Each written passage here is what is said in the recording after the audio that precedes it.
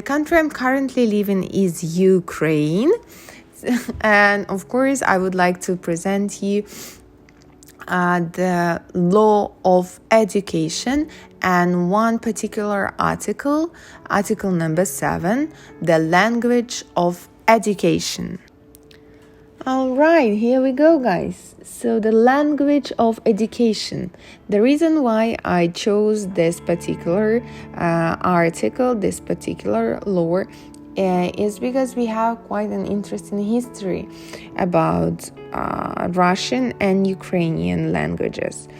So if you're familiar with history, you might know that Ukraine was a part of USSR. And that is the reason actually why we mostly speak. We used to have a lot of Russian schools. I would say the half of them were Russian.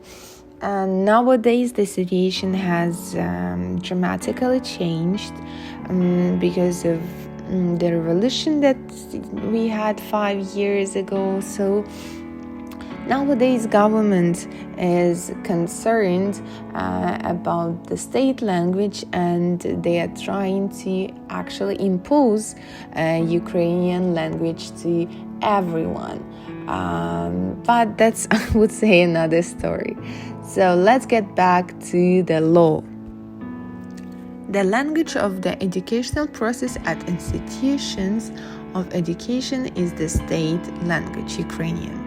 The state guarantees the right to obtain formal education at all levels, as well as out of education and postgraduate education in the state language at the state and communal institutions to each citizen of Ukraine. So basically, it all has started almost 9 years ago, the adoption of the law on principles of state language policy, and exactly on 28 September 2017, Ukraine's new education law entered. The law regulates the language of education. In seeking to strengthen the prominence of the Ukrainian language, the law triggers a wave of criticism from neighboring countries that have minority populations in Ukraine, such as Greece, Hungary, Moldova, Romania, and Russia. The controversy was triggered by Article 7 of the law, which states that instructions in secondary schools across Ukraine is to be conducted exclusively in Ukrainian. In this vein, the law guarantees the right of national minorities to study primary school only the first 4 years of school in the minority language. Moreover, at the secondary level, the law ensures the right of national minorities to learn their minority language as a separate subject. In addition, the law does not prohibit the possibility of establishing private education institutions that provide education in minority languages. There are almost 600 Russian schools, almost 100 Romanian schools, and almost 80 Hungarian schools in Ukraine.